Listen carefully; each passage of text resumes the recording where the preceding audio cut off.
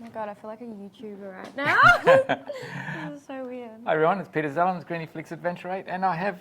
Catie, hello. welcome to the first video of the series Crash Course in Photography for Entrepreneurs.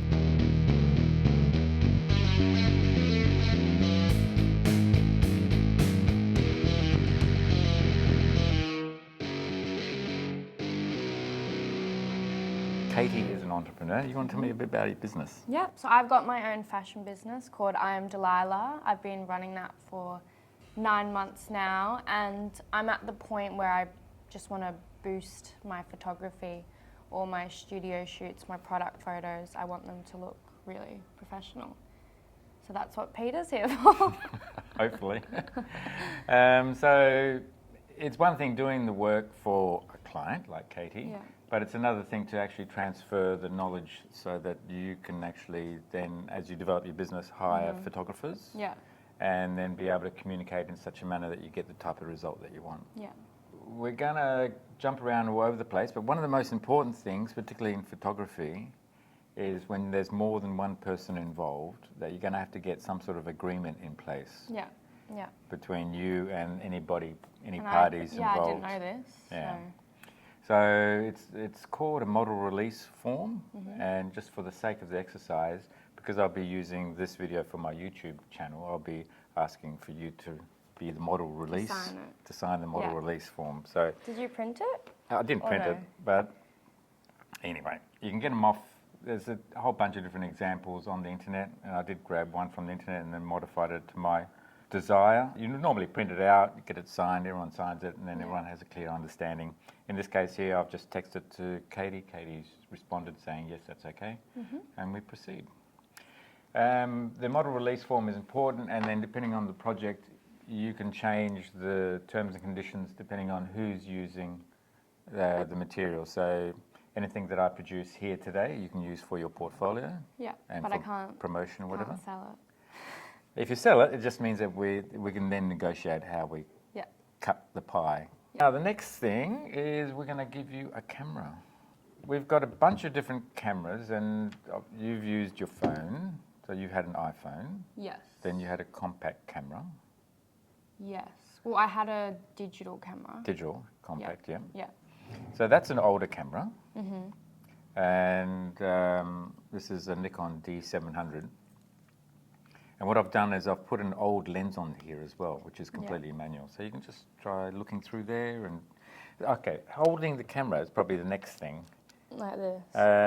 If you just get used to the idea, because these are big and heavy cameras, if you get used to lifting it up with one hand like that, and then having this hand free so you can move around the camera. Oh, so you're actually lifting it with... You're holding it in your palm. So basically you've got your palm there, and then depending on how big your lens is, you can actually then put your fingers around the lens. Yeah. So you can control your focus even with this hand while you're holding it.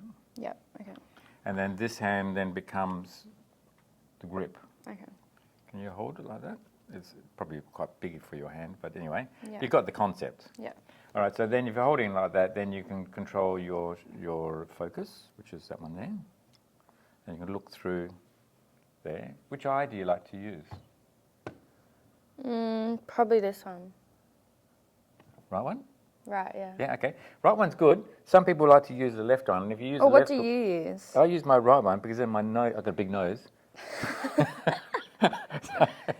I can put my nose to the side and I can still look through the viewfinder. Yeah. If you otherwise use your left eye, then your nose gets caught up in the rest of the back of I this. think right, for sure. All right, well that's okay. Well, that's the first task, is just to work out which eye you're going to use. And then once you put your eye against it, then you can actually then focus. You can use a focus ring there. How do you do it without squinting? I swear I'm like squinting. Oh, okay. That's left eye. good point. So all right. hard. It's a good technique to try and keep both eyes open. Really? Okay. Yeah. So have it close and just look, both eyes open, and therefore you can use your brain to almost concentrate through one eye, which is the camera eye, or the other eye, which is the environment eye. Right, okay, yeah, I see what you mean. Okay, now... So, you can quickly kind of look Yeah, so you're basically flipping your brain. You're keeping everything the same. Yeah. And sometimes you can just look through your right eye and then then concentrate and look through the left eye, and you actually end up seeing two images. Yeah. So it's like it's a bit blurry in the middle, but Yeah. yeah. All right, so now that you're looking through it, you can now focus the lens. So you're looking at my little subject. Is that who we're focusing on? Yeah, you can just focus on there. Yeah. Can you get it in focus? Does it appear to be in Yeah. focus? Yeah. On the Nikon here, if you look in the bottom left-hand corner, there's a little arrow, green arrow, and a dot. So as you rotate the focus, I see. you notice an arrow. Rotate your focus and you see how the arrow changes and goes to a dot sometimes, depending on what you're focusing on. Do you see that? My arrow disappeared. Just press your halfway, just activate your shutter again. Oh, yeah. All right, and then find Yeah. a spot where it goes from arrow to circle to dot. Oh, yeah. Right. Yeah. So once you got your dot, then you can take the shot. That's it. Okay. So you're waiting for the dot, which means Yeah. So that's in focus. yeah. So that's the focus assist. So that's electronic assistance. So the actual screen itself changes from blurry to clear, so that you can actually take the shot as well. All right, and then to I feel like I'm doing this so much though. Like I'm. yeah, it's a bit of practice to sort of get used to the idea of. Otherwise, I can't see if it's in focus or not. Yeah, with the screen, it's sometimes a bit hard depending on how your eye is working. But once you get used to the idea without squinting, because as soon as you squint, your eyelashes get in the way and everything gets dark Yeah. and everything. Yeah. So you want to try and keep your eye open. Is that good? That's in focus. That's great. Really? Yeah.